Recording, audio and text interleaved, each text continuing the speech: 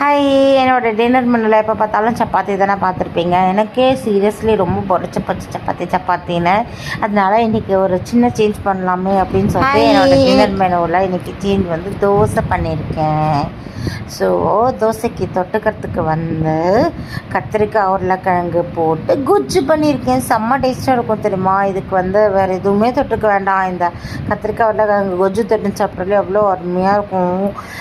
தோசைக்கு கத்திரிக்காய் உருளைக்கிழங்கு கொஜ்ஜு. அண்ட் டீஃபால்ட்டாக என் வீட்டில் தோசை, இட்லி, பொங்கல் என்ன பண்ணாலும் டீஃபால்ட்டாக ஒரு சட்னி இருக்கும். ப்ரோட்டீனுக்காக வேர்க்கடலை சட்னி. இது வந்து டீஃபால்ட்டு.